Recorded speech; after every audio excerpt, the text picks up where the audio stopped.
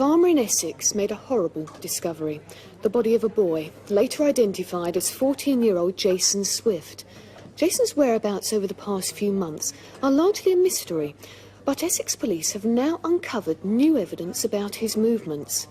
He was reported missing from Hackney by his sister on the 6th of July. Since then, there have been several possible sightings in London and one definite one in the Stamford Hill area on November the 5th.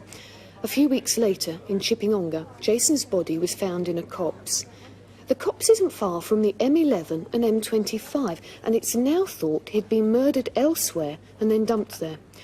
Jason was about 5'6" tall, with brown hair and blue eyes, and his 2 front teeth were missing. If you saw him anywhere between July and November, please give us a ring. 4 missing children dominated the headlines. One of them was Leonie Keating, and you may remember we featured the hunt for her killer on our October programme. The bodies of Leonie and 2 other children were found soon after they went missing, and arrests were made. But there was no trace of the 4th child, 6-year-old Barry Lewis from South London.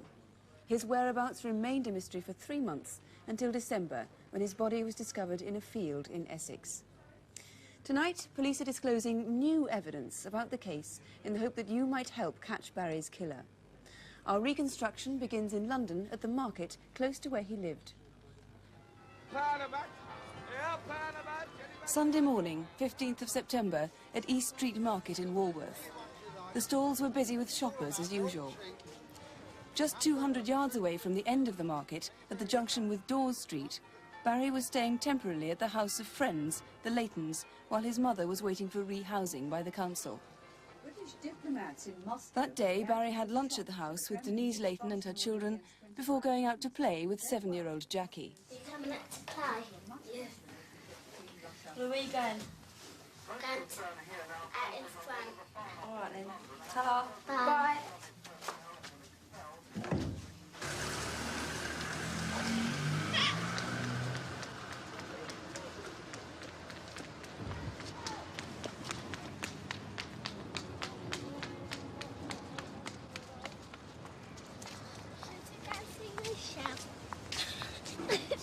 Barry and Jackie went down East Street to Trafalgar House in Bronte Close to play with their friend Michelle.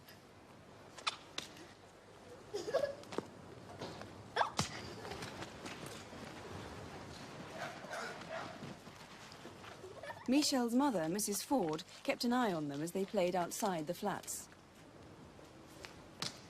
Then Michelle and Barry went up to the flat, leaving Jackie playing downstairs.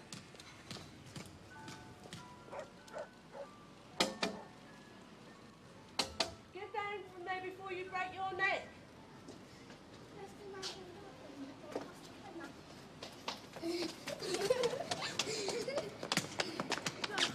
Barry decided to go home, and Jackie went with him to the corner of Bronte Close.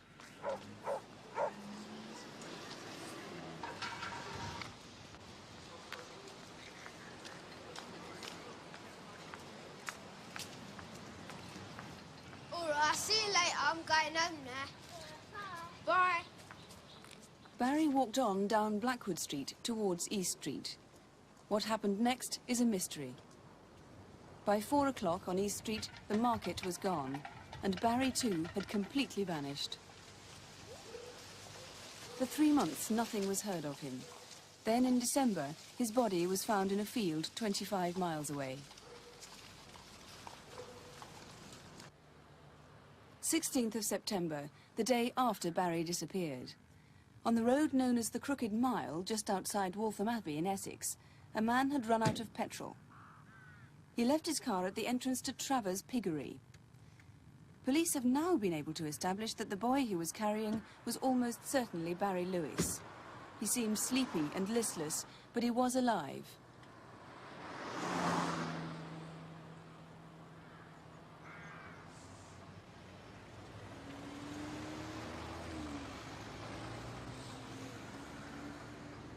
The nearest garage, Abbey Petrol Station, was 3 miles down the road.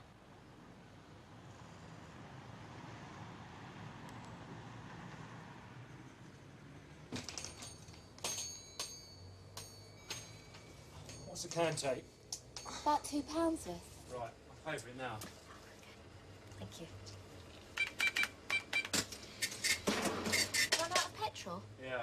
Crooked Mile. Can you give this man in the child a lift back to his car at the Crooked Mile? I'm sorry, I'm going the other way, Chingford. There should be somebody who'll take you. It's okay. I'll get there. The man walked a few hundred yards up the Crooked Mile and stood hitchhiking at a junction opposite Lee Valley Nurseries. Seeing the boy and the petrol can, a local man on his way home stopped to help.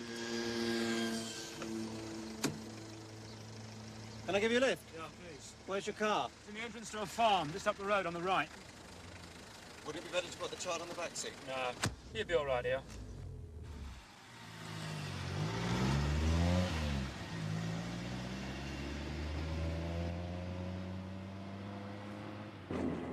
The child okay? He's a bit poorly.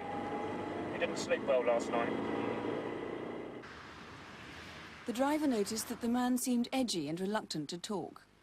He drove him up the road past the pink house at Clapgate Lane. Here it is. Over there. The driver took them back to Travers Piggery. He remembers that the man's car was a red hatchback, similar to a Talbot Horizon. It was in a tatty condition.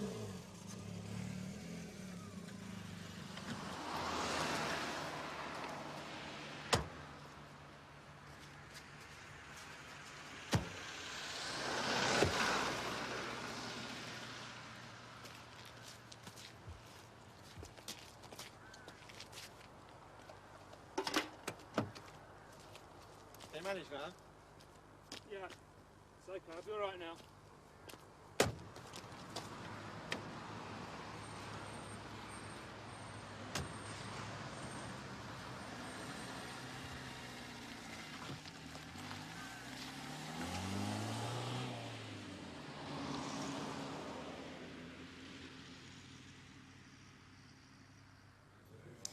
Well, Barry's body was found just a mile away 3 months later.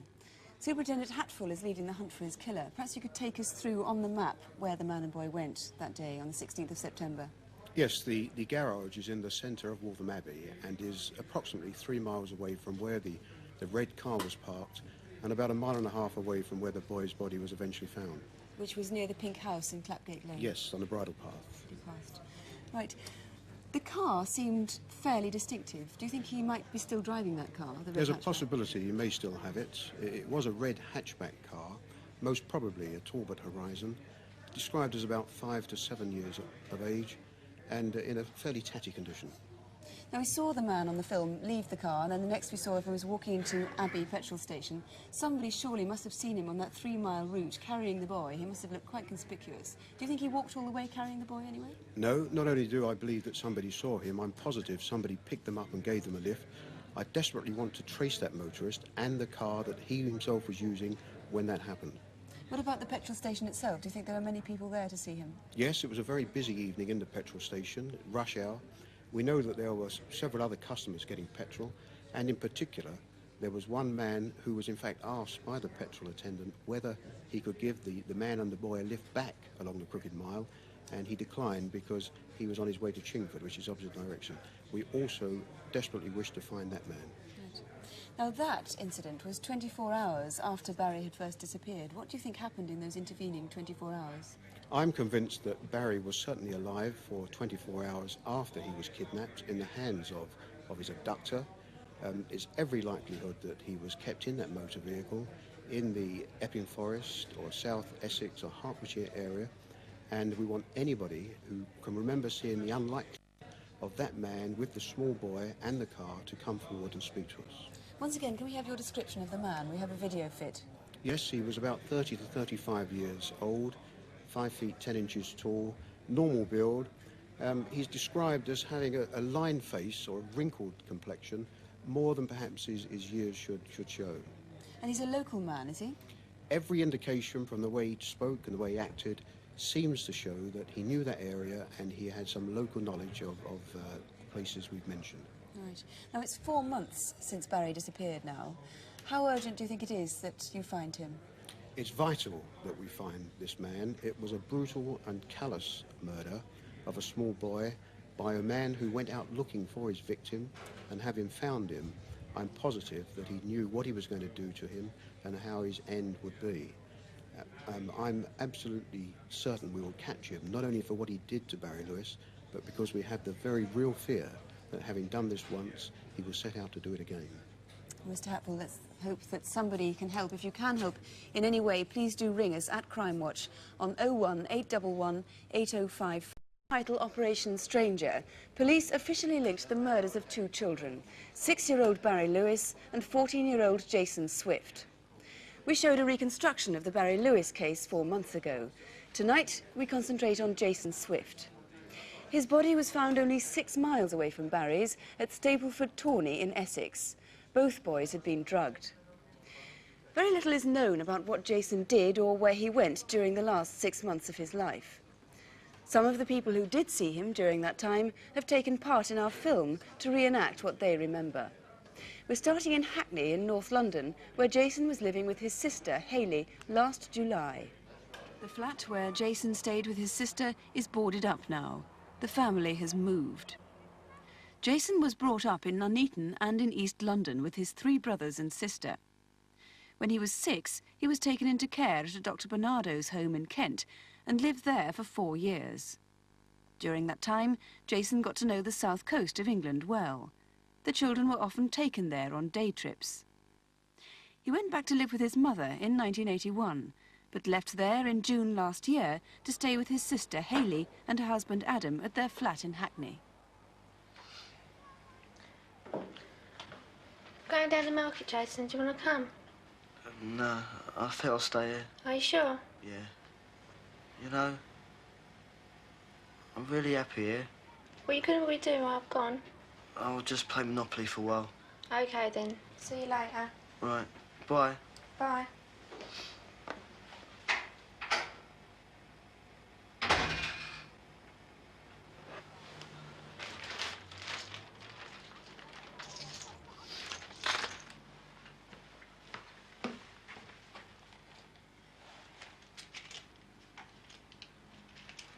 Before he left, Jason stole £75 in cash from his sister's bedroom.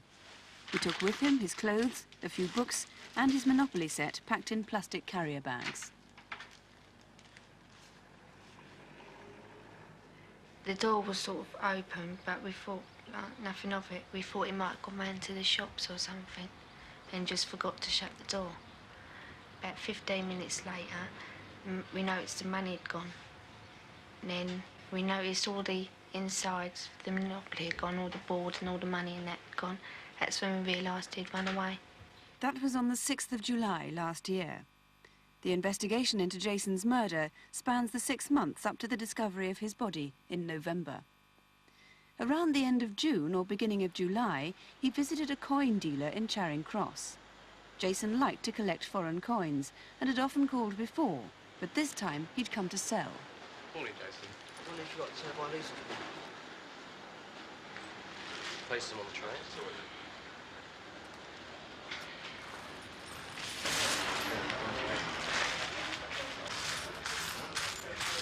A route like this, I would pay about £5 for. That's great. Okay. He was a very bright lad, always very polite, very single-minded about his collecting. I suspected really that he almost fantasised about going to the countries that the coins originated from and having small change in his pocket to be able to spend if and when he arrived there. We don't know where Jason went immediately after he disappeared, but 3 days later, on the 9th of July, he turned up on his own at the Silver Sands Caravan Park in Camber Sands, Sussex. Mrs. Clark, Yes. the man on the gate sent me. Yeah. Can I stay in your van? How long for? Just 2 days. How many of you? Just me. Oh. Oh.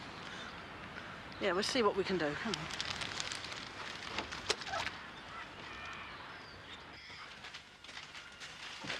This is the van.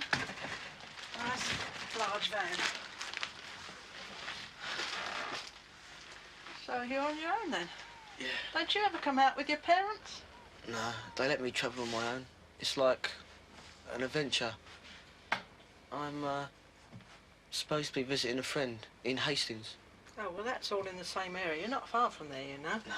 And I thought you would have had a friend with you, company to go about with. A friend? No, well, I had a friend stay with me once, and he stole money from me. So I don't trust anyone. He hadn't been here long when he came back with the key and he said, I'm going for a swim. So he went for a swim, and when he came back, I suppose it could have been within the hour. I knew he'd been for a swim because all his hair was all wet. And then he went in, but I think he might have been down for fish and chips. The next day he went for a walk to Rye. He said he was going to Rye. I didn't see much of him that day at all. I couldn't make out really how old he was. I thought, you know, 12, because he had 2 front teeth missing and he seemed such a young child. Very quiet, reserved in his way, I thought. Didn't seem to, well, he wasn't a pushy boy. I rather took to him, really. Jason made contact with his family twice at the end of July. On the 22nd of July, he sent a postcard to his mother. The card, now marked by various forensic tests, had been posted on the south coast. Dear Mum, I'm okay and not to worry. I'm working with the fair at Southend, so don't worry. See you soon. I'm going to the north soon. Jason Swift. In fact, police now know Jason wasn't with the fair at Southend.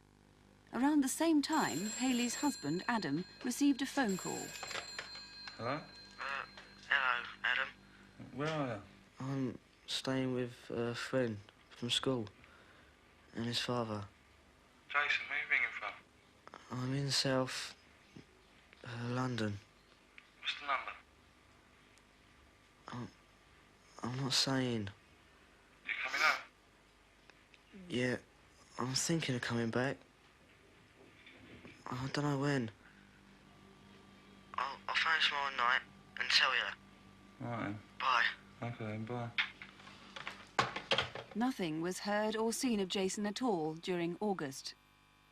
Then, on the 11th of September, his mother received a birthday card from him. It was probably posted in either Croydon or Crawley. Dear Mum, I haven't forgot you, so don't worry about me. I'm all right. I'll come and see you in the next few months. Happy birthday, from Jason. Again, the trail goes cold for the rest of September and the whole of October. Then, on the 6th of November, a girl who knew Jason thinks she saw him on a 253 bus in North London. She travelled from Manor House, but can't remember where Jason got on. When she got off at Mare Street, Hackney, Jason was still on the bus.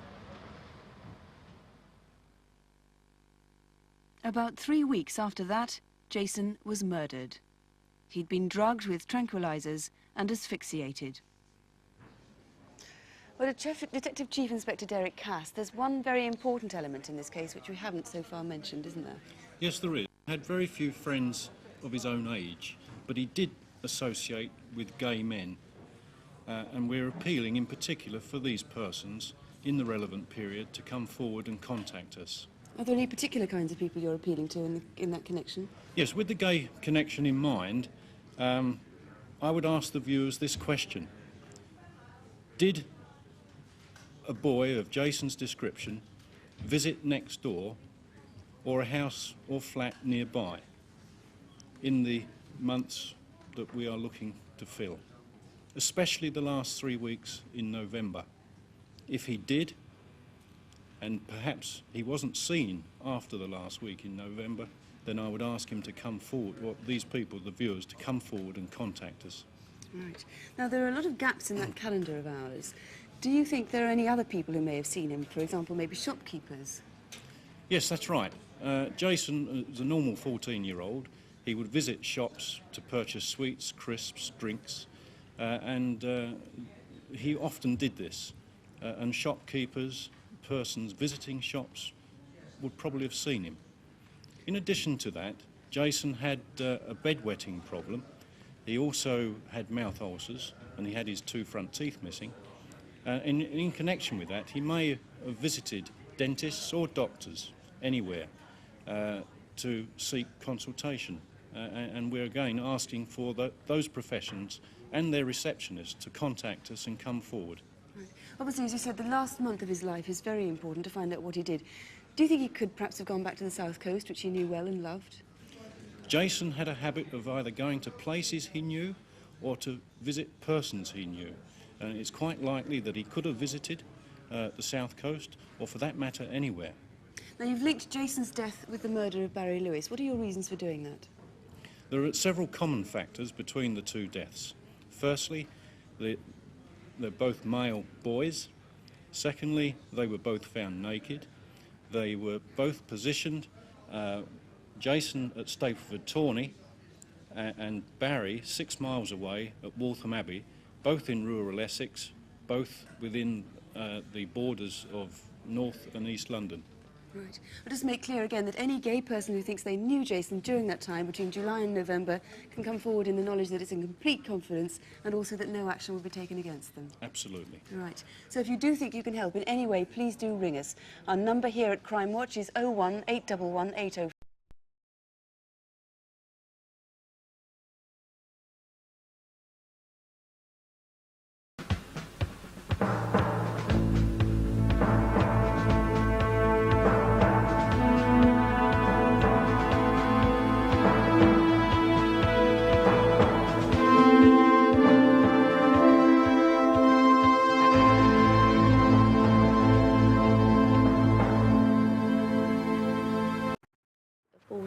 Year-old streetwise. In children's home together, my mum wasn't there, and because of my 3 younger brothers, all being younger than me, I kind of like looked after them that way, make sure that it was all right and everything. Any more fares? Any more fares, please?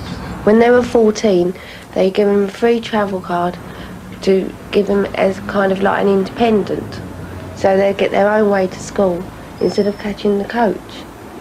But Jason got this travel card and started travelling all over the place and bunking off school and coming home and pretending he's been at school all day.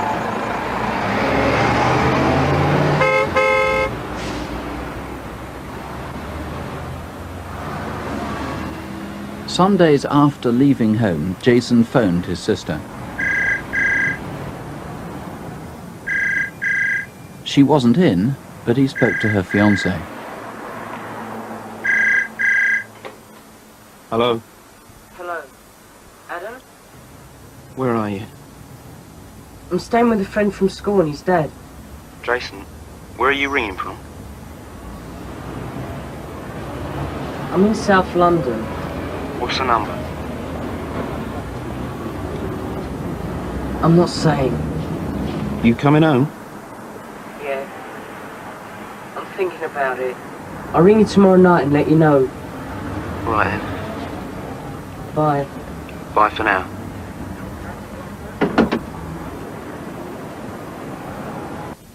Dear Mum, I'm okay. I'm working with the fair at Southend, so don't worry. See you soon. I'm going up north soon. Jason wrote twice, the first card postmarked Brighton and then from Crawley, Sussex. Dear Mum, I haven't forgot you, so don't worry about me. I'm all right. I will come and see you in the next few months. Happy birthday, from Jason.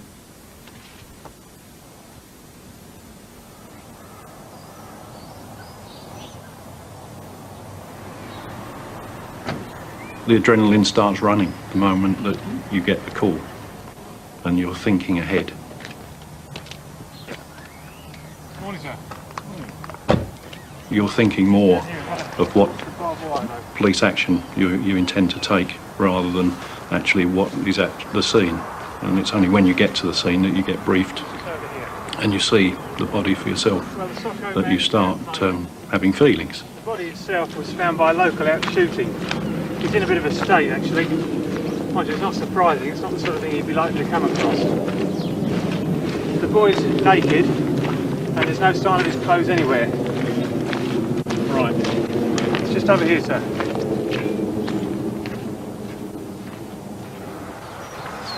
I've got sons, and one of them would have been about Jason's age, actually. And so you put yourself in to the place of the parents, albeit at that time we didn't know who the boy was, who the parents were, but you get that same feeling as a parent, as a caring parent. Yep, 5'5", yep. Missing 2 teeth, yep. Brown hair. And slim build. That sounds like that's our boy. Excuse me a moment, sir. We identified Jason fairly rapidly, I think within 2 days. And the post-mortem was carried out on the evening of the day the body was found. And the cause of death was due to asphyxiation. But there was signs that the boy, over a period, had been repeatedly buggered.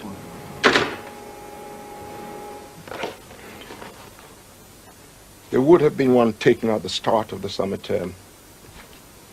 It really was. Yes. Really was the saddest thing I could remember. Ah, yes. It had a terrific effect on the whole school. Here it is. That's Jason, at the end of the front row. Jason was a loving, innocent little boy who was in need of love and affection and help, who perceived certain people as friends and helpers and suffered for it. In fact, before Jason left home for the last time, there'd already been fears among his family and school friends that he'd started associating with a group of older men.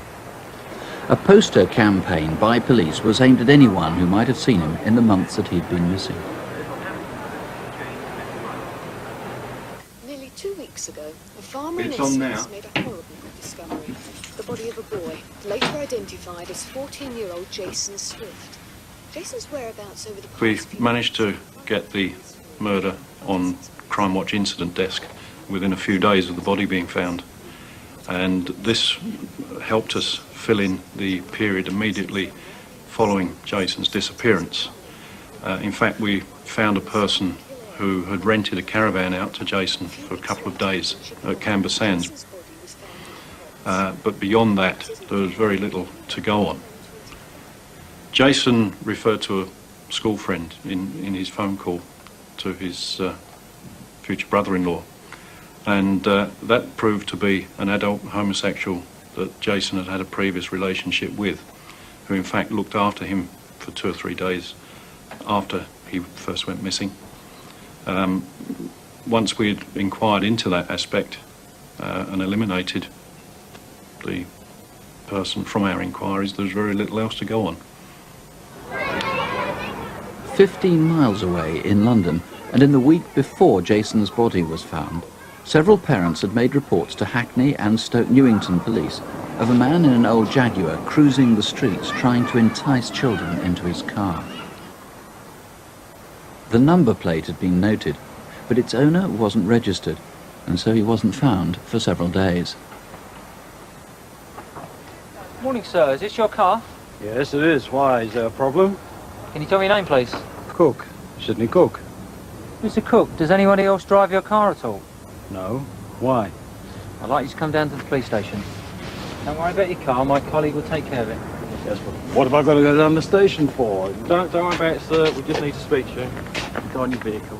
Sidney Cooke was a local Hackney man who admitted to several offences of gross indecency, but he denied trying to abduct boys, and the case was never followed through. Cooke became one of several dozen child molesters seen by detectives from the Jason Swift inquiry. He lived on the same estate as Jason and was a fairground worker, but that was wholly circumstantial evidence, and police could find no other stronger links. We were looking at literally hundreds of men from similar backgrounds. It just seemed that the more we looked, the more we found. And Sidney Cooke was just one of many.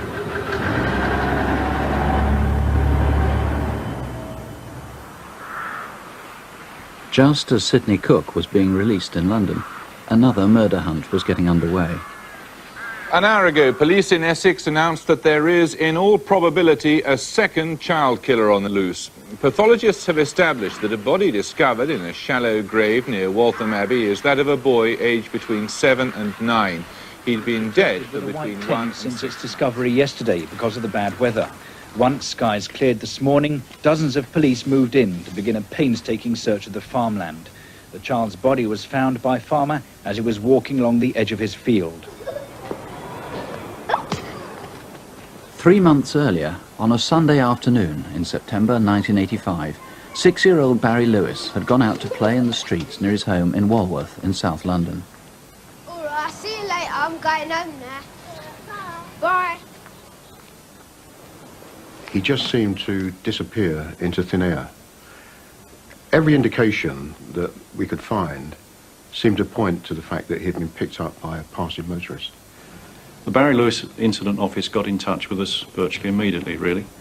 There were common features, such as the closeness in distance between where the two bodies were found and the nature of the area. Both of these young boys died from asphyxiation. They were both found naked, in shallow graves. They were in the fetal position. Both bodies had been buried within 10 miles of each other. And quite clearly, a car must have been used to take them to those two different spots. Thank you. Well, as been said... What's more, it emerged that both boys had been drugged. There's two particular types, diazepam and temazepam. Both are sedative tranquilizer type drugs.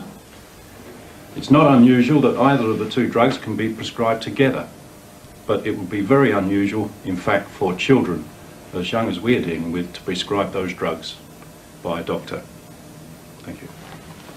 We were beginning to understand that the drugs were particularly used by paedophiles, and as the drugs had been found in each of the two bodies, we suspected that it was likely to be the same killer. Yes, I have read it. The Metropolitan Police and Essex Constabulary joined forces. This was the first time a combined operation had been formed under a single commander. Lessons had been learned from the Yorkshire Ripper inquiry, where manual card index systems used by different forces had allowed Peter Sutcliffe's name to escape attention several times. On this occasion, every scrap of evidence would be put on one computer database. One of the first lines of inquiry was, had Jason been murdered by a homosexual pickup? Over Christmas, police met London's rent boys. The rent boy scene was a completely new scene to us. It's something we don't have in Essex, fortunately. We learnt a great deal very quickly about them. The young boys earning a living doing this as rent boys. It seemed to us the younger they were, the more they could charge, and they knew this.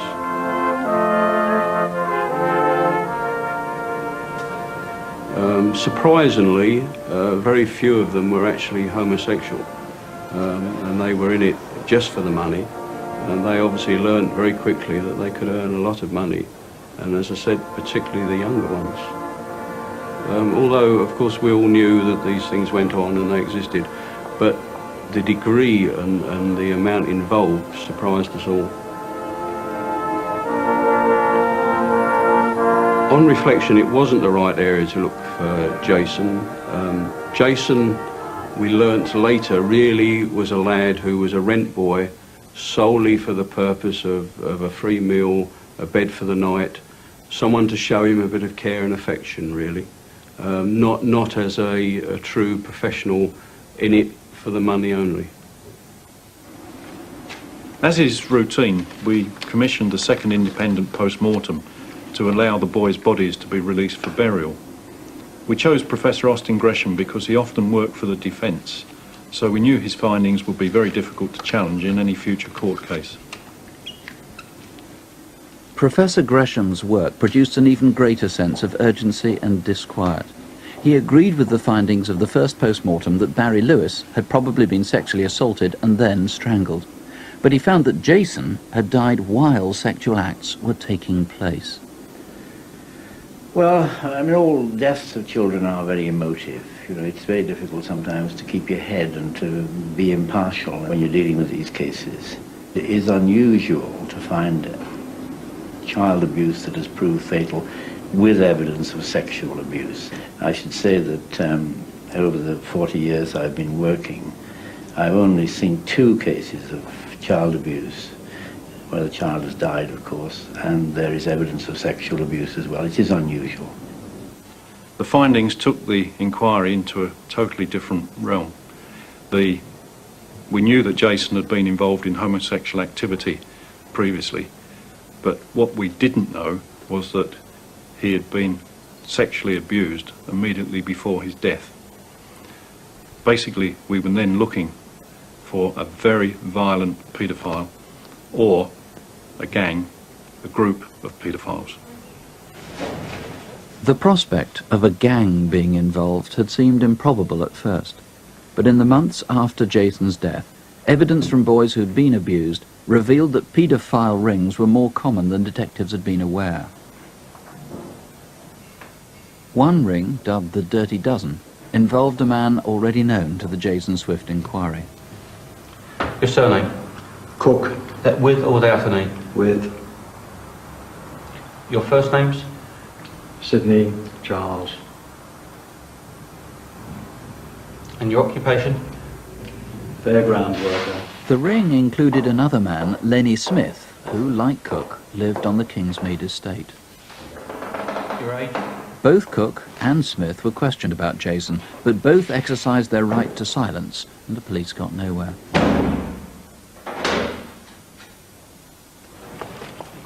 Then, a year later, another inquiry in London uncovered a catalogue of abuse by a group of men posing as babysitters.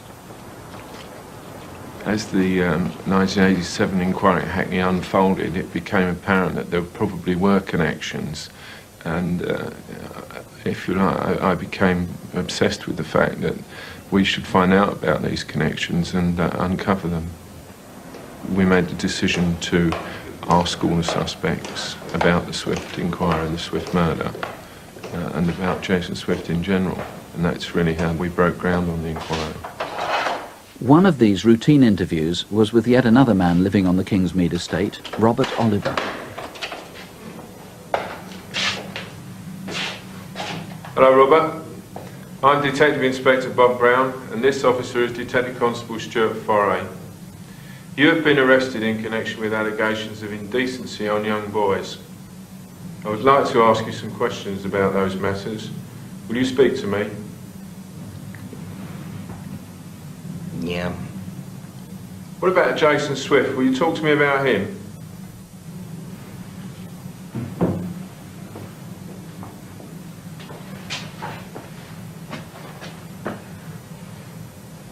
You know about Jason's death, don't you? Will you talk to me? I've been wanting to talk to somebody for a while. Do you want to talk to me here, or do you want to talk upstairs in my office? In the office. I suppose it was beyond our wildest dreams that somebody would actually confess to this, which is what in fact happened. So there is an element of surprise and almost elation at the fact that, and achievement, I suppose, on the part of the team who are involved. But there's no point in overreacting to that in terms of the suspect. He really shouldn't be aware of your emotions. Can you tell me how long ago it was you first met Jason Swift? 85, 86, something like that. Where was it you first met him? With Sidney Cooke and Lenny Smith. What about the other times? Well, he used to come to the shoe shop. I've seen him in there. Which shoe shop? Shop I used to work in on Fridays. Jason used to come and ask the manager if he wanted any help doing things, you know, locking up or something like that. He'd do anything just for a few bob. The Hackney shoe shop was well known to Oliver and to others as a pick-up point for rent boys. Robert Oliver was a pathetic individual. He'd had a particularly unfortunate upbringing. His mother used to send him to school dressed in girls' clothes, and I think the teachers, out of sheer frustration, used to buy clothing for him. Certainly by his mid-teens, he had what I would describe as a major identity crisis, and he'd ended up as a rent boy. He's really a lost cause, Robert Oliver, in many respects. Can you tell me more about Sid Cooke and Lenny Smith? Well, I met Sid through Lenny. Introduced him as a friend from the estate, Kingsmead. Lenny I've known since he was in the West End as a rent boy. Do a lot of people know you on the Kingsmead? Detective Inspector Bob Brown managed to get Oliver to go on talking throughout the night. Over a period of nearly 6 hours, he told the detectives of his relationships with different men on the Kingsmead estate and their connection with Jason in the months between his disappearance and the time he'd been killed. How was it that you came to meet Jason Swift again in that November? Through Sid and Lenny. Do you know you were going to meet a rent boy? No. All Sid said to me was that he had someone to meet, that's all. Where did you first see Jason on that evening? Lee Bridge. Opposite the toilets, by the pubs. Sid said, everything all right? He said, yeah, he's fine. And Sid just turned into the car park and had trade with Jason. Through that night, Oliver admitted a minor part in the affair himself and said Jason was abused and strangled in the front seat of the Jaguar by Sidney Cooke and Lenny Smith. By daybreak, the detectives were elated, but still unconvinced. I believe the account that Robert Oliver was there when the killing took place. What fussed me was whether or not it was strictly accurate. And I thought that maybe certain aspects of it may have been a figment of his perverted imagination. And maybe that he'd elaborated or made up certain aspects of the account. That's really why great importance was placed on trying to corroborate it. One of the first people to see was Oliver's roommate, Leslie Bailey. Morning, Les. Sorry to bother you. That's okay. I want to talk to you about Robert, but I've got a lot to ask you and it's going to take a long time. Will you come down the station with me? Yeah, no problem. We thought that Leslie might be a useful witness, and on speaking to him I realised that he was bottling something up.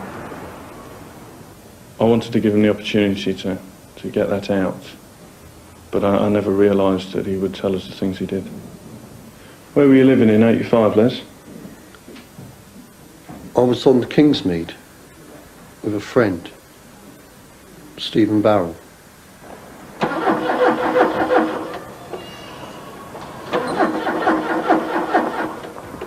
Stephen and me used to work on cars.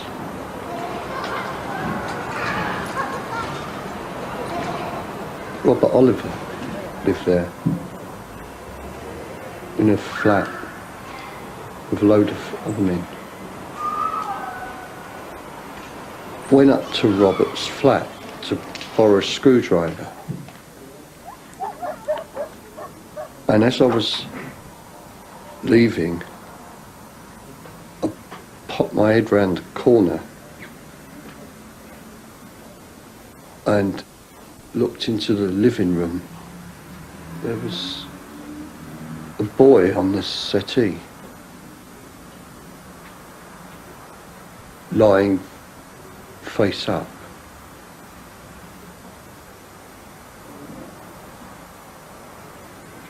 Wrapped in a grey blanket.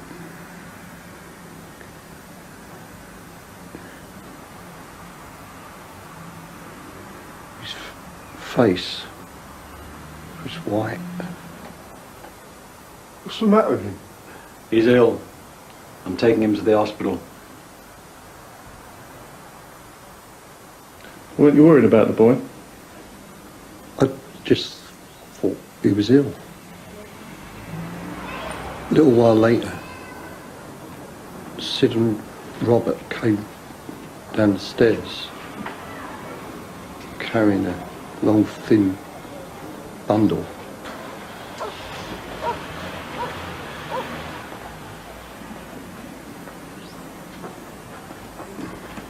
The back door of the Jag was already open. I stopped working and watched them. Where exactly was his car parked? If you take me out there, I'll show you.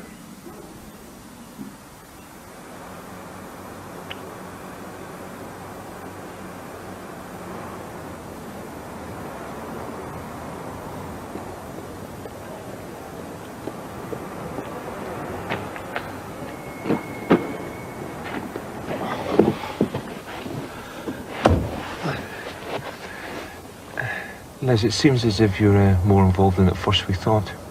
I've just been to where you said you were working on the car, and you couldn't possibly have seen what you said you saw. I think we'd better have a chat, don't you? Is there much more to tell, Les? I knocked on the door. Someone answered the door. Who invited you in? Sid. He asked me to go into the bedroom. There were other men there. And Jason. Where was Jason? On the bed. I held his wrist. He went white. Tear ran down his face.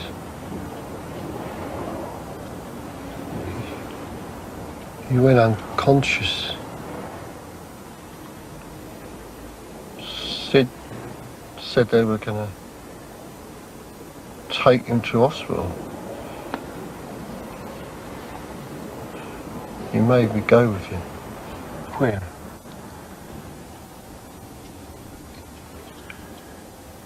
Ended up in a field.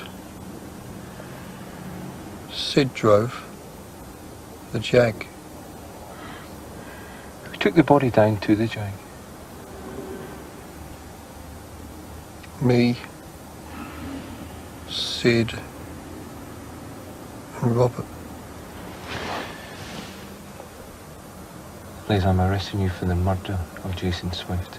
You're not obliged to say anything unless you want to, but what you say may be given evidence. Do you understand?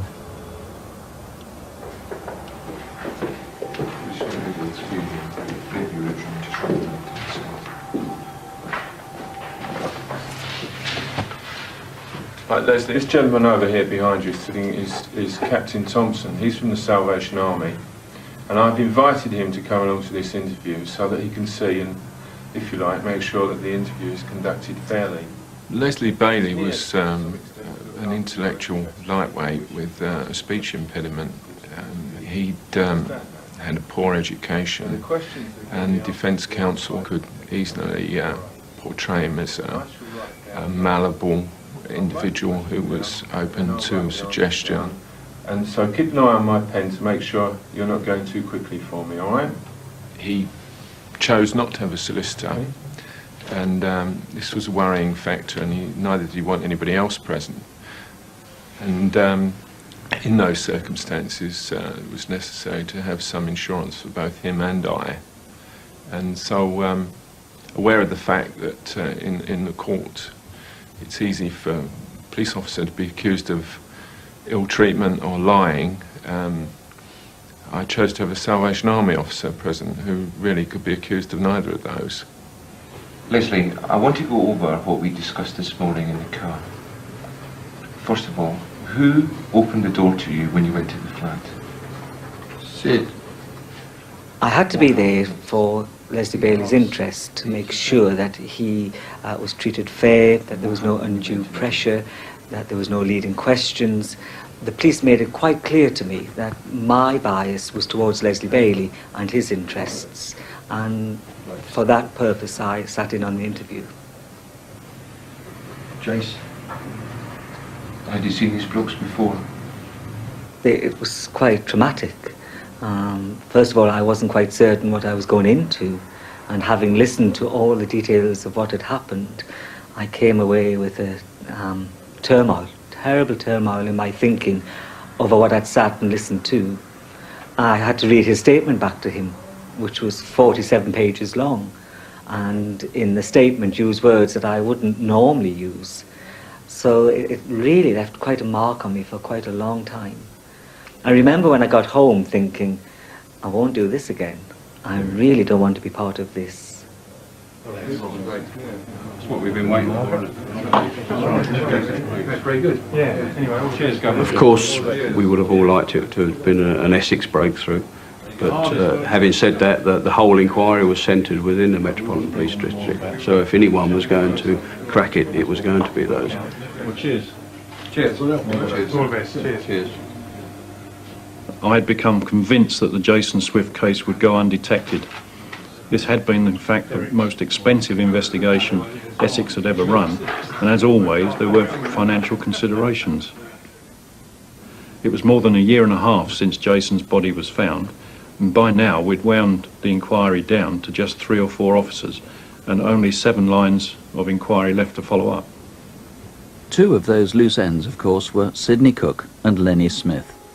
For over 18 months had been no evidence against them, but now that both men had been implicated by Oliver and Bailey, Essex police had good reason to talk to them again.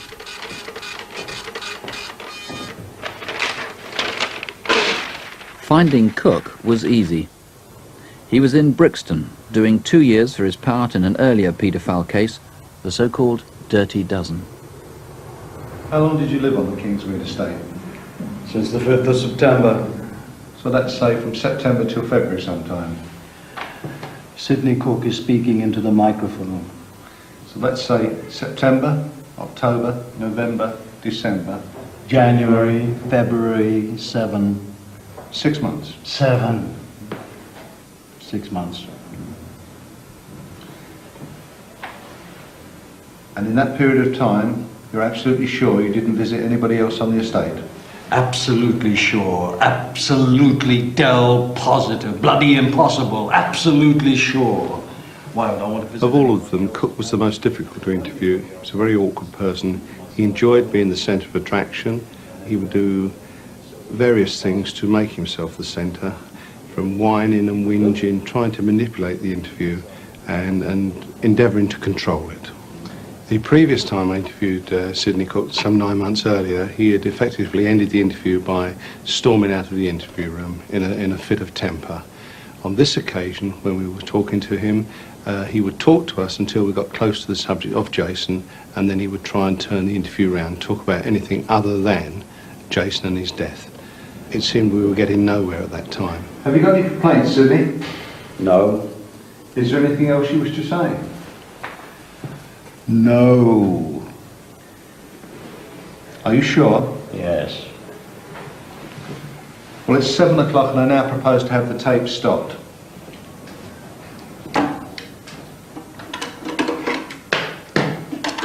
But remember, Sidney, we'll be back tomorrow. I've got other questions to put to you, but we haven't discussed what other people have spoken about, have we? No, sir.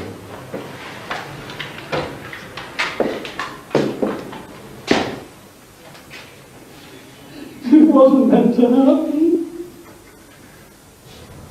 It wasn't meant to be like that. It was an accident. It was an accident. Things just went too far, that's all. What happened?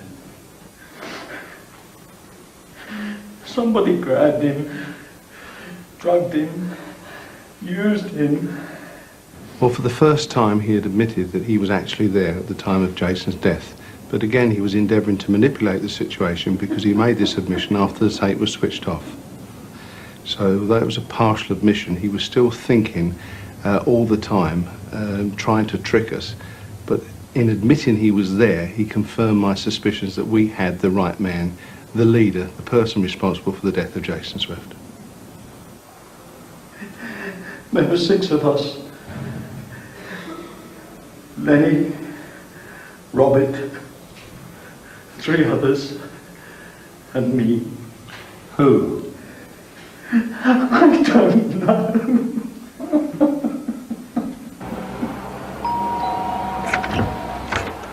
Good morning, Stephen Barrell. Yeah?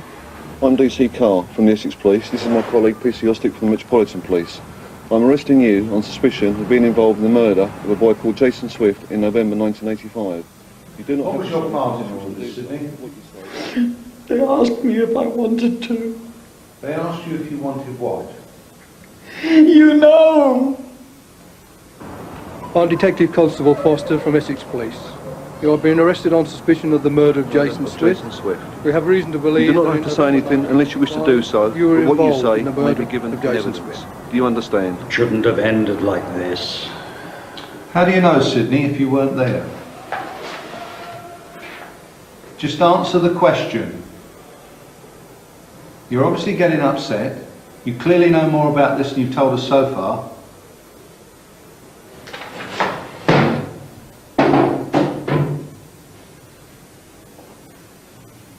At one particular stage, Cooke lay on the floor and demonstrated to us how Jason was held down by the various gang members and how they performed certain sexual acts upon him. In my mind, Cooke, again, was reliving the incident. He seemed to be enjoying it, and as before, he was trying to take over the interview. As wicked and perverse as it was, although he was telling us what happened, as I say, in my mind, I was absolutely sure he was enjoying what he was doing then and there in the interview room. Sidney, you have told us about a most horrific assault on a frail young boy by, you say, 6 men, some of whom are known to you, and you know their sexual history. What I want to know is were you a willing participant in this crime, and I would like a truthful answer. I told you, sir, it wasn't meant to be like that. In order to have Cooke in prison as long as possible, he wasn't charged until 6 days later he completed his sentence at Brixton. Sidney Cooke, I'm Detective Constable Hurd from Essex Police, and I'm arresting you for the murder of Jason Swift on or before the 30th of November 1985. I'm not obliged to say anything unless you wish to do so. What you say may be given in evidence.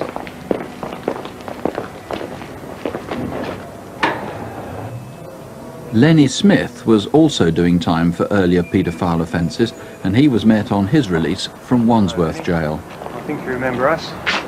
I'm arresting you for the murder of Jason Swift on or before the 30th of November 1985. You're not obliged to say anything unless you wish to do so, but what you say may be given in evidence. In fact, Lenny Smith never went to trial for Jason's murder.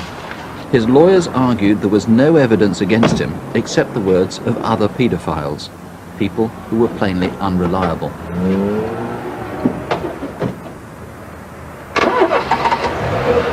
One of the problems that you face in these circumstances are that the people from whom the evidence is likely to come are invariably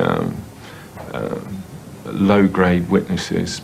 You would scarcely get somebody of the calibre of Caesar's wife coming forward and giving evidence. I'm quite convinced that there were suspects who slipped through the net, who never reached court or were not convicted, and that probably has meant that the inquiry has an incomplete side to it. 4 of Jason's killers were convicted, but for lesser crimes than murder. No one could prove which of them actually caused his death. But they were sentenced to over 60 years between them. Sidney Cooke got longest. 1 word from you, said the judge, could have stopped the agony of Jason Swift. These are the men who murdered Jason Swift. But did they also murder Barry Lewis, and maybe other children too? Detectives hadn't given up hope of proving their suspicions, but they couldn't have dreamt of how dramatic new evidence would be. Next week in Crimewatch File, the investigation continues as another Crimewatch case is followed through.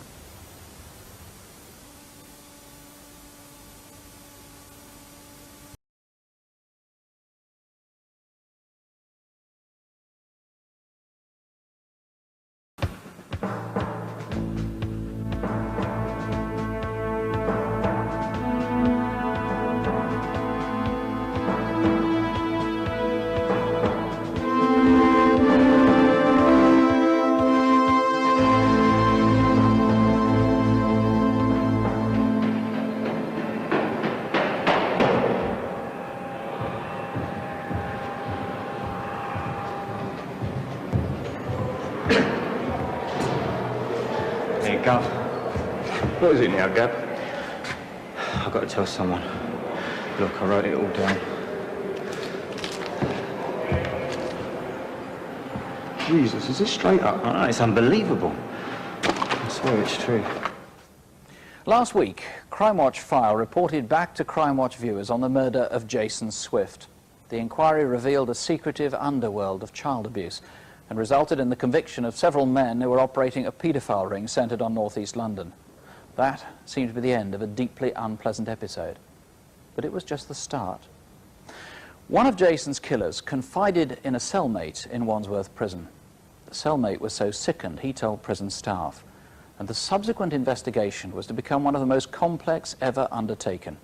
It eventually resolved the murders of 2 other boys, whose deaths had remained unexplained despite Crimewatch appeals.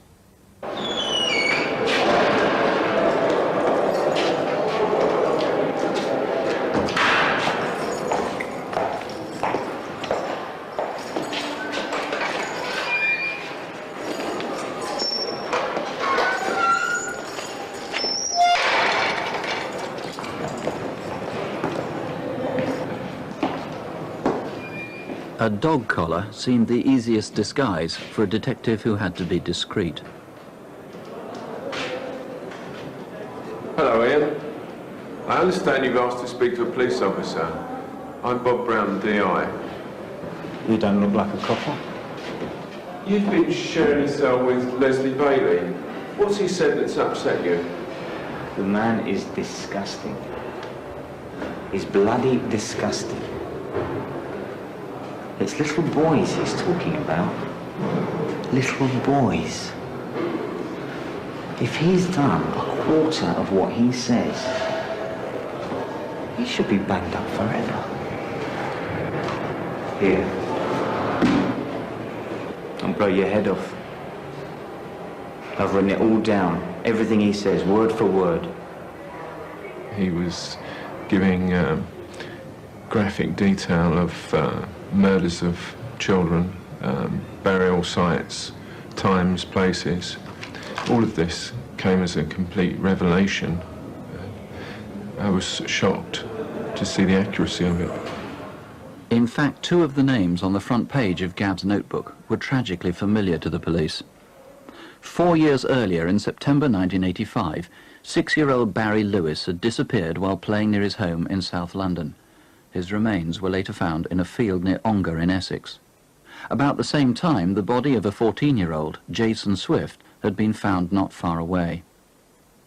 For a time, the 2 murders had been linked, but while Jason's killing had been solved, Barry's death was still a disturbing mystery. Inspector Bob Brown had been instrumental in catching Jason's killers. It was one of that gang who'd been blabbing to his cellmate and whose stories, recorded in a prison-issue notebook, Bob Brown now took home with him. That notebook was, as Gav had said, explosive. It listed victims and names of paedophiles, and several of those names were familiar to Inspector Brown through the Jason Swift investigation. Leslie Bailey, although you helped dispose of the boy's body, you came, I think, nearer than the others to telling the truth, and you get credit for that. On the counts of which you have been convicted, you must go to prison for 15 years. Robert Oliver, now I think it unlikely that on your own you would have used violence towards Jason Swift. However, you played your part and the sentence must be long. You must serve 15 years. Stephen Barrow. Alone of the defendants, you have no previous convictions for sexual offences. You must serve 13.5 years. Sidney Cooke. You bear the greatest responsibility for the events surrounding the death of Jason Swift. Of that, I have no doubt. A word from you and the cruelty to the boy would have ceased. What you did was utterly terrible. You must go to prison for 19 years. There were a number of child murders of national importance which had featured in the inquiry and we were keen to look into in greater detail. We were looking for opportunities to expand the investigation, and of course when Gab came on the scene and the information that he supplied presented us with the perfect opportunity to do this.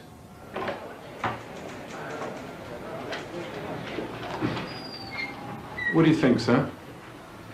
At first sight, I've got to say I find it totally inconceivable. What do you make of this man, Gab? As far as the content's concerned, it seems very accurate, and I'm very familiar with the names that he's mentioning. Certainly your old mate Bailey. My first reaction was astonishment. We had a man who was locked up in prison, serving a long sentence for rape himself, who was prepared to give evidence against a fellow inmate. Right, now you've all read Gab's notebook, and you all know what he's saying. What we've got to do now is to find out whether there's any truth in what he says. The team had to be small because we wanted to keep it confidential. That was important because the allegation was that 20 boys had been killed. There are a lot of parents who have children missing, and we didn't want to cause them any unnecessary anguish without evidence that their children were involved. I picked Bob Brown, of course, because he knew all of the characters from the Jason Swift inquiry, as did Neil Bowden. And you report back on the progress you make from that research. Dick Langley had been working in the Scene Publications branch, where he'd specialised in child pornography, and he'd learned a lot about how paedophiles worked. We're going to play it. It's a horrifying thought, so what I want you to do is go out and prove it's a load of nonsense. Prison informants must be handled carefully, if only for their own protection. Detectives named the operation Orchid. You understand we've been looking into what was written in the notebooks, and in the meantime you're going to get a new cellmate. I didn't mean to with Bailey. He was winding me up something rotten. I just couldn't listen to him anymore. But what's important now is that you're able to cope next time. Just try and write down as accurately as you can what he tells you. Don't try and get him to confess. Okay. It was important that we never allowed him to ask leading questions. We couldn't suggest questions to him to ask of the fellow inmates. It had to come from them, otherwise the evidence would have been inadmissible. I was still very sceptical about the whole thing, but we decided to take it one more step by letting Gab share with another of Jason's killers.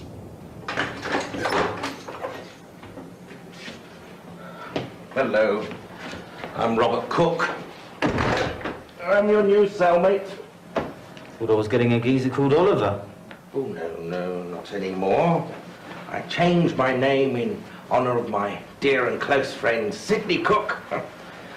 We're going to live together when this is all over. There are things I could tell you about, dear Sidney. The things he used to get up to.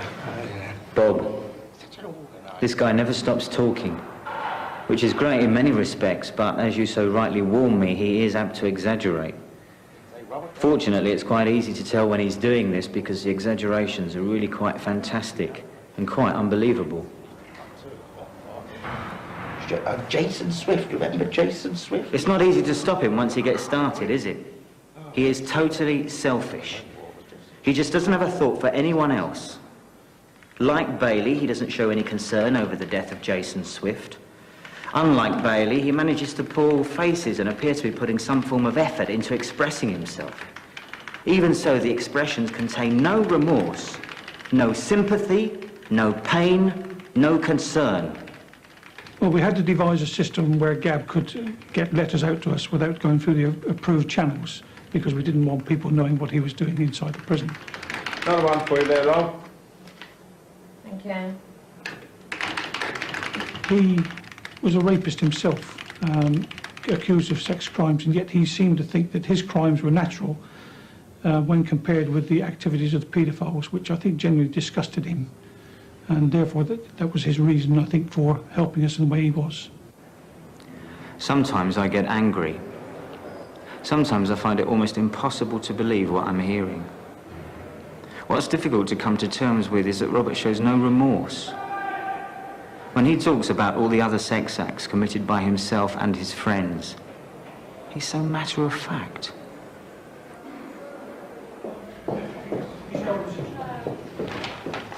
Just a few for you. There you go, Dick. Oh, cheers, thank you.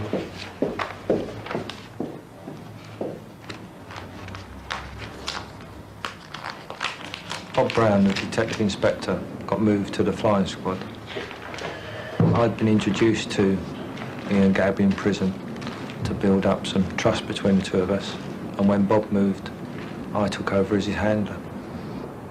Gabb was very difficult to deal with. He was quite intelligent, very eager to please, but he found the whole thing very frustrating, particularly if I tended to not go near him for a few weeks. He would think that we weren't actually doing anything. Another one from Wandsworth, Dick? Yes, Gav. I think he's getting a bit upset. I don't need hype and I don't need to be patronised. This work I'm doing, and believe me, it is work, I am doing for free because I want to see this scum brought to justice. And I want a judge who, at the end of the day, is not scared to sentence the criminals to a proper long term in prison. The only reward I will get will be this. It's getting too risky. I think we're going to have to move him. Okay, we've been in with Oliver, what, 2 months? Are there any advantages in hanging on in there? Well, although Oliver's talking all the time, the quality of the intelligence coming from him is not as good as Bailey's. And I think that Gabb's likely to blow it and hit him. Gabb had problems inside the prisons, obviously with association with the prisoners we were asking him to share cells with. And at certain times things just got too much for Gabb, and we in fact had to cool things down and remove him from the situation to release pressures on him. Ian Gabb may have been frustrated by the apparent lack of progress, but the Orchid team was slowly growing as his secret correspondence helped to build a case. Each piece of information had to be checked out, and every known paedophile in London had to be reviewed. One name kept coming up again and again, time after time, and that was the name of Lenny Smith.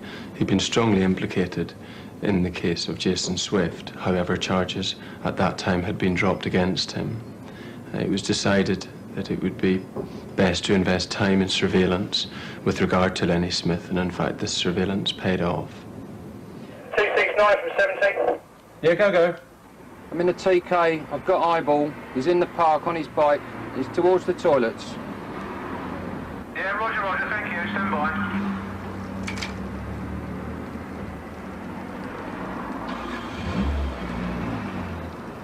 All units from 269, I've got an OP and I can see the target coming towards me now, stand by. All units from 269, I've got the target in the toilets. Where are you, 290, over? 50 yards to your left, OP. Where are you, 291? On the bench, over. OP from 290, do you want us to go in, over? Stand by, we think there's a child in there. Yeah, go now, go.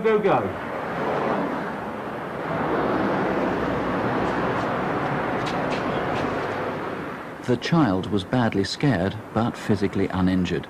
Even so, Lenny Smith was convicted of indecent assault and was given a 3-year sentence.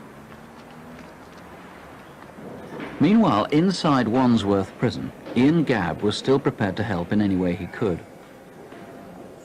6 weeks since he'd been moved from Robert Oliver's cell, the Orchid team decided to play for the highest stakes of all.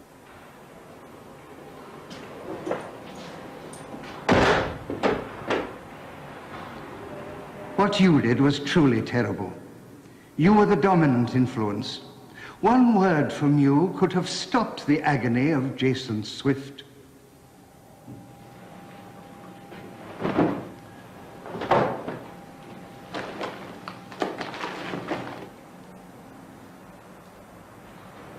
Dear Richard, I moved in with Sidney Cooke yesterday afternoon. Please, God, don't ever let this man walk our streets again. He continually talks about sex with children. It's really sickening. I can tell you that there are probably 25 to 30 dead children buried out there. Cooke has already admitted to me that he's seen about 15 killed. He boasts of this figure. All that I write is the truth. The only part that is missing is the creeping feeling of evil I get while listening to Cooke tell me of these events. I cannot relate the fear I feel for children everywhere, that I feel while this man Cooke laughs and squeals in delight as he tells me of the things he has done and the things he intends to do in the future. I have just about had it. I'm getting annoyed, and if I stay any longer, I might do him an injury. Get me out, quick. When Geb shared a cell with Cooke, he only lasted a few days. I don't actually think anyone could have lasted longer than that, because Cooke was talking about the murder of a number of kids and a number of horrendous offences against children, and I think it just got too much for Geb. Ian Gabb's role in Operation Orchid was now over, but he'd set in train what would become a huge inquiry. It was very difficult to understand Gabb's motivation because he was not promised anything in return for the information he was giving us. He didn't discuss a reduction in sentence or special privileges whilst in prison. He just wanted to help us to clear up the crimes that he was hearing about. At one stage, Gabb even volunteered to remain in prison beyond his term of imprisonment, which seems a strange thing to do. But I think he was genuine in his motivation to get to the truth and provide evidence against the paedophiles. The evidence supplied by Gabb was remarkable in its precision. It included a series of maps drawn by Leslie Bailey and purporting to show where the bodies of several of his victims had been buried. The time for secrecy was over. One of the maps that Bailey drew for us looked very promising, and we decided that we'd excavate one of the sites. But unfortunately, once it did become public, because we were looking for a missing boy, it became public in a big way, and it became quite a big media event, which made it very difficult for us, who were trying to professionally dig up a plot of land. The time for secrecy was over. One of the maps that Bailey drew for us looked very promising, and we decided that we'd excavate one of the sites. But unfortunately, once it did become public, because we were looking for a missing boy, it became public in a big way, and it became quite a big media event, which made it very difficult for us, who were trying to professionally dig up a plot of land in Stoke Newington. Nothing was found, but now public interest had been alerted. The police published a telephone hotline number in an attempt to get confidential information from youngsters who'd been working as rent boys. I saw the telephone number on TV tonight. My son's been gone 4 years. He was 12. Perhaps he'll ring you. Please let me know. If you find my son, please tell him he can come home. We miss him. Tell him we're sorry. It was heartbreaking. Instead of actually getting calls from rent boys, we were in fact continuously getting phone calls from mothers and fathers of missing boys, lost boys. Boys that have been gone for some number of years that they hadn't seen. We got so many phone calls that during the night time, I had to bring officers in to change the answer phone. The phone rang continuously for over 24 hours. Please, if my boy rings you, please tell us. Or if you find him. We don't know what's happened to him. We don't know where he is. We didn't realise that there were that many missing boys. And you're looking at children here, aged from 11, 12 upwards. And some have been missing for a long time. And the parents saw us, naturally enough, as a means of trying to find out where their children were. The phone calls were distressing, but they were distracting from the inquiry. Instead, the Orchid team now focused on a single issue: what had happened to Barry Lewis. His was the first name in the Wandsworth prison notebook, and there was a wealth of clues from earlier inquiries. Run VTN. Found soon after they went missing, and arrests were slide made. file. But there was no trace of the fourth child, Slide file. 6-year-old Barry Lewis from South Camera London. 2, ready to zoom in. 4.5 years earlier, Crimewatch UK had reconstructed Barry's last known movements. After the child had disappeared, several witnesses saw a white man with a small black boy in the Waltham Abbey area east of London. Petrol? Yeah, within mile. Seeing the boy and the petrol can, a local man on his way home stopped to help. The driver took him back. It was always thought that the boy must be Barry, and that the man must be his killer. But we had never been able to prove it, or to discover exactly what had happened between the time the pair were dropped off at the car and the time Barry's body was buried. Bailey's map put him squarely in the frame, and we decided it was time to talk to him directly. Is this the boy you're talking about? Yeah, that's him. I was working on a car outside Ashmead House, and one or two of them, I think, came up to me and said there was a boy upstairs in the flat. In previous interviews, Leslie Bailey had denied all knowledge of Barry Lewis. Now, 5 years after Barry's murder, and after many hours of questioning, he slowly opened up. Where did Barry die? In the car. Why did you do it, Les? Woke up, started to cry.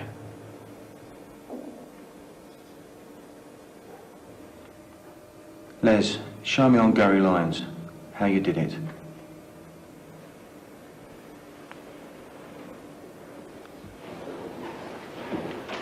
Well, he had very cold, clammy, sweaty hands, and he placed both of them on my face and pressed into my skull. It was quite a frightening moment, in the sense that I felt when he put his hands on my face to indicate how he'd killed him, that the last time he'd put his hands on somebody's face, he had actually killed them. In my profession as a police officer, we're in the business of obtaining confessions from people. But I could honestly say, I don't really know if I'd ever want to hear another confession again if it was in those circumstances.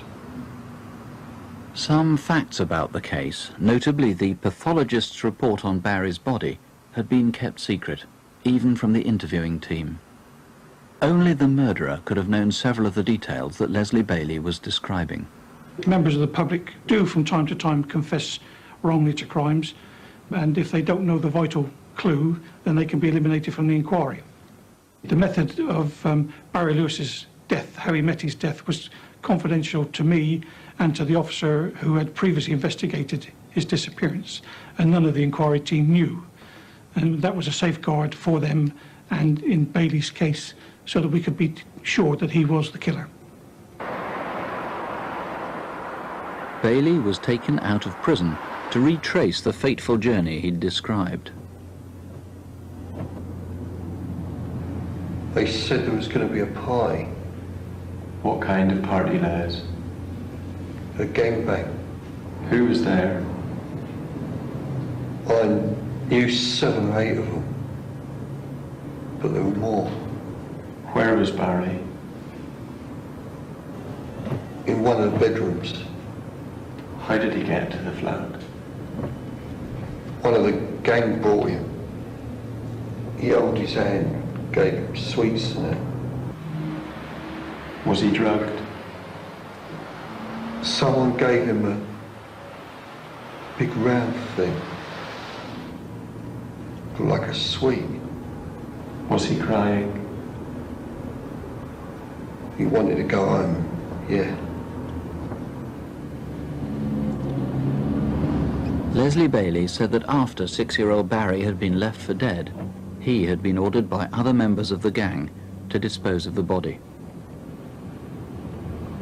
It's changed. Pumps, different colour. there anything else we should be looking out for from here, Les? There's a cottage where the lane starts.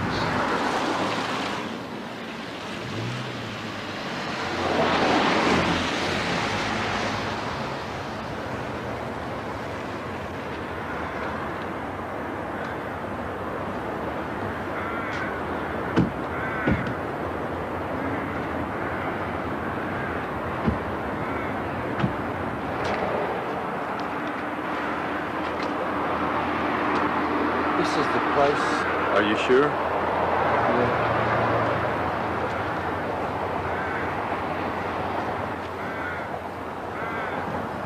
When he took us back to the field, he went immediately to the spot. We were all quite amazed, because taking into account the great storms of that winter, a large portion of the scenery had been totally changed from the last time he was there. So really, when he got there and went straight to the spot, it really confirmed it in all our minds that he was telling the truth.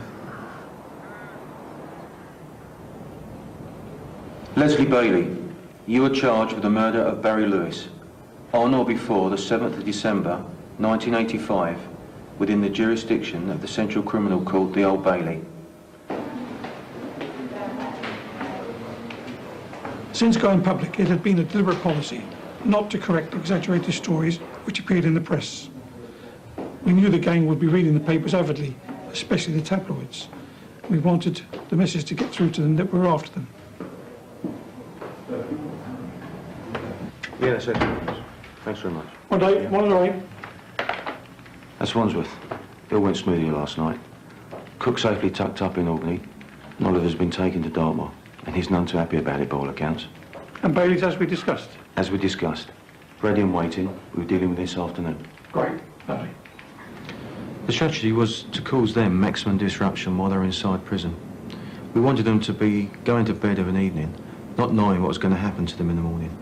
It very much was a question of feeding them snippets of information, either through the press or through friends that visit them, letting them know that we were actually looking at them. And whereas they've been serving their sentence quite happily, eating their breakfast, having their tea, living their life, all of a sudden, out of nowhere, they realised that there was a special squad actually looking at them and looking at what we believed they'd done to other children. My aim was to see if one of them, perhaps, realising that the police were looking at them, would actually admit the truth about some of the other murders. Are you feeling all right, Les? It's going to be another day like yesterday, OK? We know you've been talking about the boy, Mark Tilsley, and we think it's about time we follow that up now, OK? That's who we're going to talk about today. It's a photograph of Mark Tilsley. Do you recognise him? Mark Tilsley had disappeared 6 years earlier in 1984 when he was 7. He'd been visiting a fair near his home in Wokingham in Berkshire. Mark was a lively young lad. Mark used the town as his playground and riding his bike around the town, getting in everybody's way. Everybody in the town knew him. I'd known him since he was born because his mother used to work at the police station as a cleaner. I was part of the family as far as I was concerned. And I felt the same way Mark was concerned. Mark's failure to come home from the fair led to a massive police search. His bike was found, but nothing else. Do you recognise this, Leslie? It's a map you drew in Wandsworth.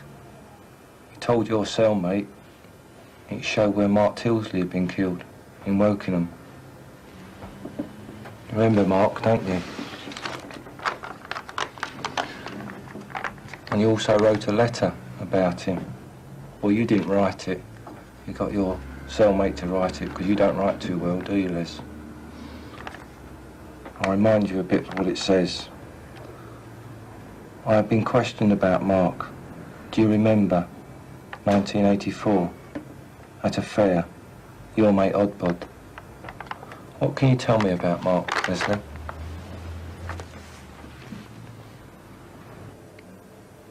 Lenny asked me to drive him there. Drive him where, Les? Wokingham. The affair. He said there would be a party later. And what did you understand by that, Les? I thought he meant blokes. What, all blokes together? Yeah. Leslie Bailey had a mild learning disability, which in his case meant limited understanding. And he had a right in law to, when being interviewed, to have present a person fulfilling the role of appropriate adult to protect his rights. And I fulfilled that role during all the time that he was being interviewed. Time is 11:50 AM. I'm going to turn the tape off. You ladies okay? Fine. Are you okay? Yeah. He had limited understanding. So, say, for example, one was saying, on such and such a date, where were you doing X and Y? And this would mean absolutely nothing to him. And often you had to put the question in a different way. For example, say it was it summer or autumn? Were there leaves on the trees? Or was the sun shining? Was it wet or cold? Or what time of day was it? Was it in the morning? Was it beginning to get dark? He had his own moral code, but it was different to ours. It was a different one. He had been abused as a child, and he'd had abusing relationships, so it was a very different view to ours. I sat on my motor waiting for Lenny. He came with another man. They had a young boy with them. Who was the other man, Les? Well, I didn't know then, till they got to the car. Then Lenny told me it was Sid. The other man's name was Sid. The young boy, was he just walking freely? No, he was sort of dragging back, like holding back. You mean like tugging on the man's arm? No.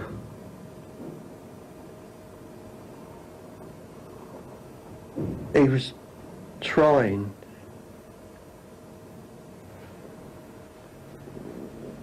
Take your time, Les.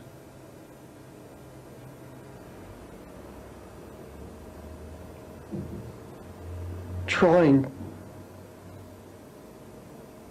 sort of to get free. You had to detach yourself from what he was actually saying and try and be professional about the whole thing, because I know if I'd actually really started to think deeply about what he was saying, it would have been very distressful. I have nothing but admiration for the inquiry team. They spent day after day, hour after hour, week after week, sitting closeted with people who were relating horrendous details of what they'd done to young children. Most of them are adult, experienced police officers who could deal with the stress and the problems that they encountered. For example, Dick Langley would take himself off fishing, and I couldn't help him with that because I'm not a fisherman, but you could go and have a drink with them after work, just settle down, talk to them, and generally pat them on the back, tell them how well they'd done, and hope that they'd calm down sufficiently to go home and deal with their family lives. Once more, Bailey was taken out of prison, this time to Wokingham, to check the accuracy of his recollections against locations he'd described, and to try to retrace Mark's last hours.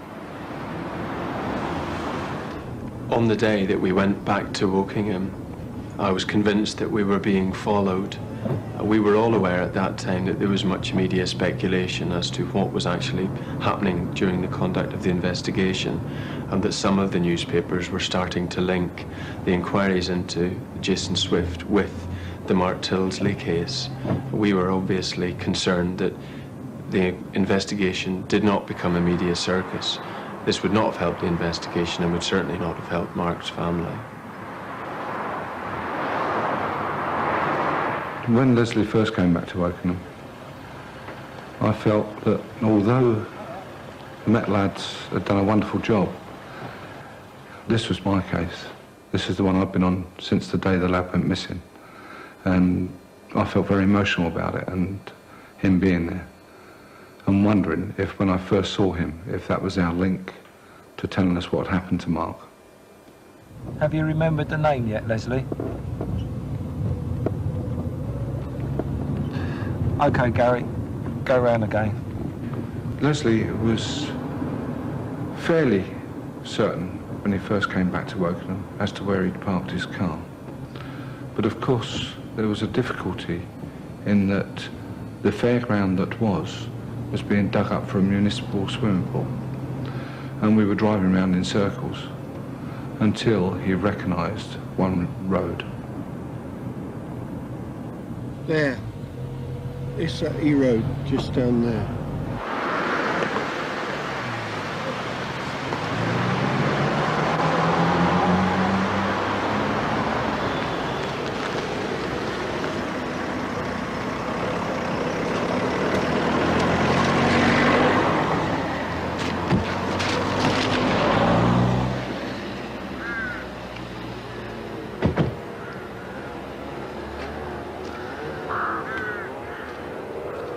We walked into the field together and he pinpointed exactly where Sidney Cooke had parked his caravan, which way it had been facing, how close to the fence it was. It was an experience that really just made the hairs on the back of your neck stand up. He was there again with the boy at the time that boy was killed. Leslie went into the middle of the field with one of the Met officers, and you could see Leslie visibly shake and change. And then I knew that we had somebody who knew what had happened to Mark and was probably there when he died. It wouldn't have taken a lot for me then, I don't think, to have burst into tears.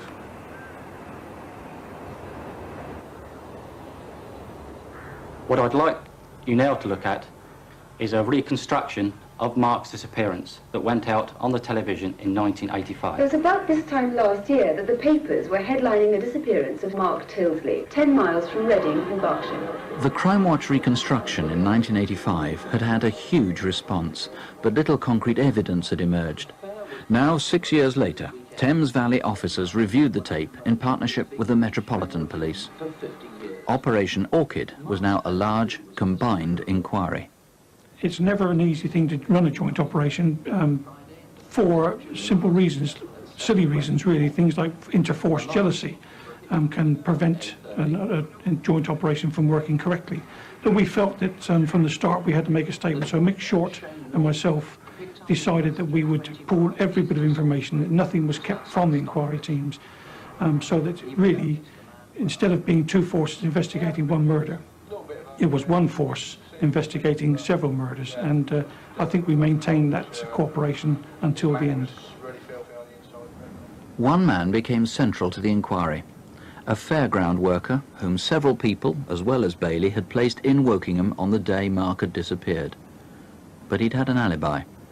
Sidney Cooke said that he'd been working at another fair near Henley on the day. Now, with witnesses from Wokingham, his story began to crumble. It's number 4. Cooke must have made a deep impression. Sidney Cooke said that he'd been working at another fair near Henley on the day. Now, with witnesses from Wokingham, his story began to crumble. It's number 4. Cooke must have made a deep impression. It was more than 7 years since Mark had been abducted. It's 4.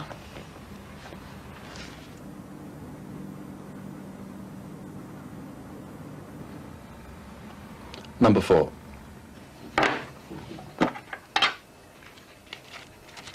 I think you said there was a devil in you that you couldn't control. There's a devil in all of us. And you said that 90% of the time you could control it. Yeah. There's a devil in you. And there's a devil in him. And there's a devil in him. There's a devil in each and every one of us. So are you saying that it's this 10% of the time when you can't control the devil that you have these fantasies about the young boys? Yes, well, it's a stupid thing. I should have been firmer with my thoughts, with my fantasies. I presume that is what you're trying to say?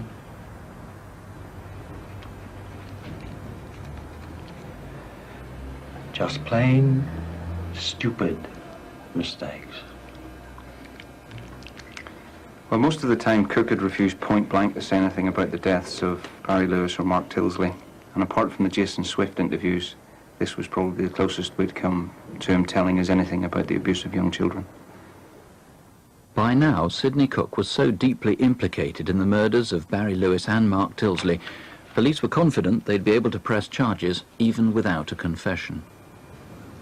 Meanwhile, the man who had confessed was tried and found guilty of murdering Barry and was charged with the manslaughter of Mark.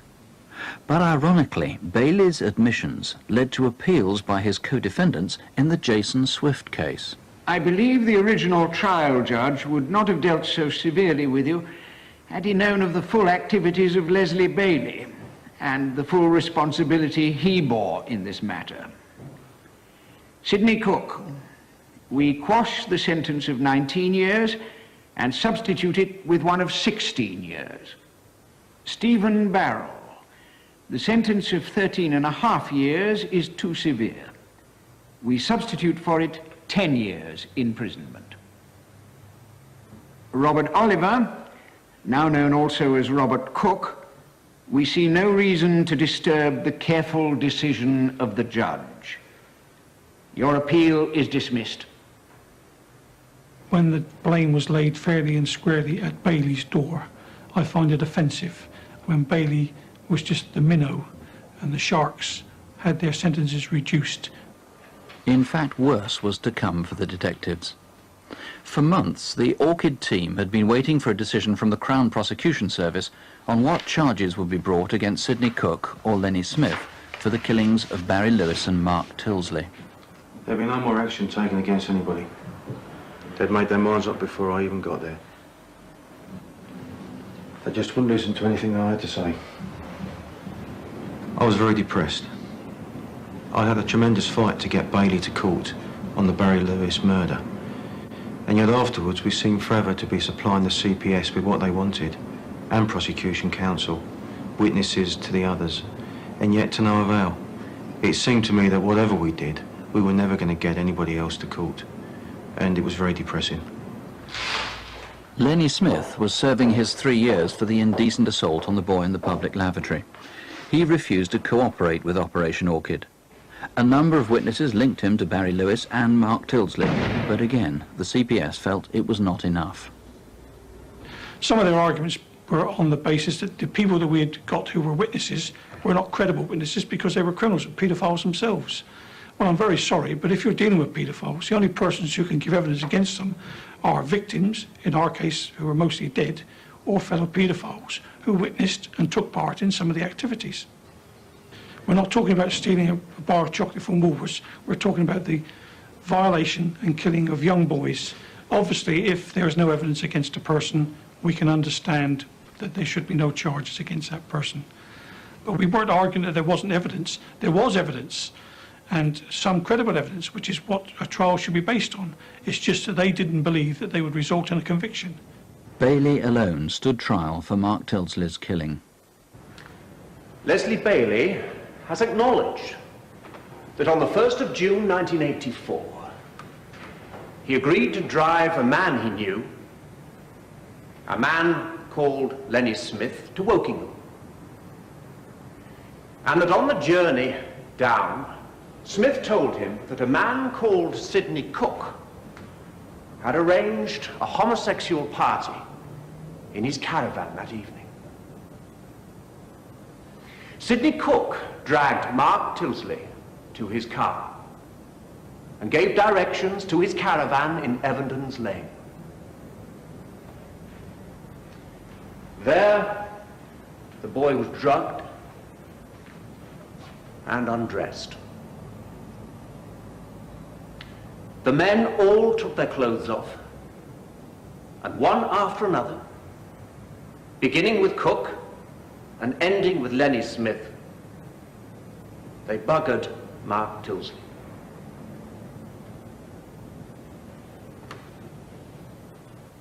It is highly unusual for the prosecution to name so explicitly men who have not been charged.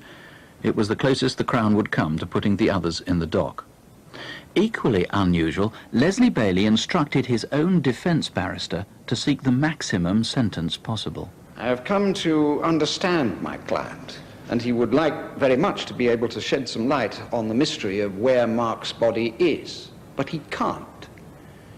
The significant fact in dealing with the killings of these three boys is that the man you have to sentence is the only one who has sought to clear the air. The others have always remained silent.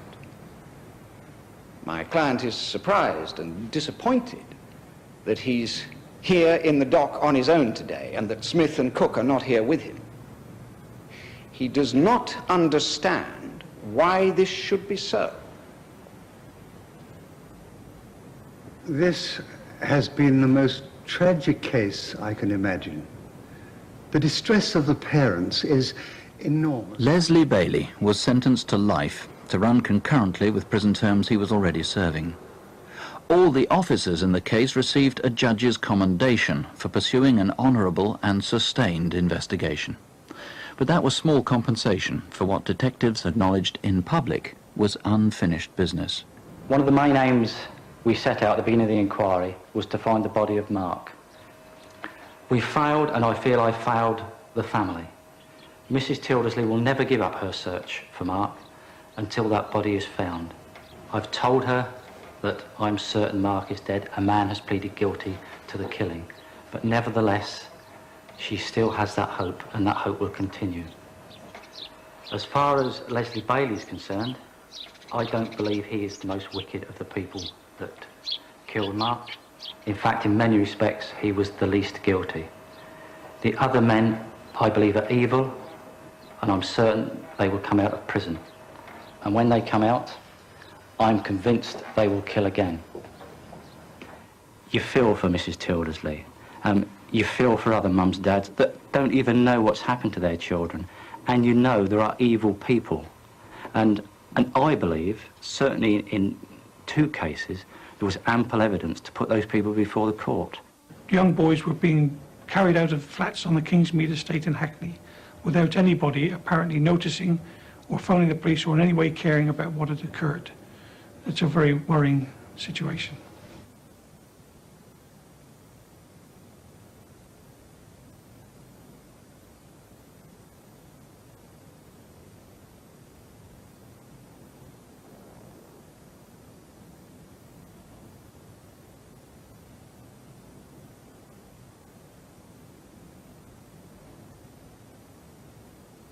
Out of all the inquiries I've ever been on, and I've been a police officer for nearly 26 years, it's the one that still comes back to me time and time again.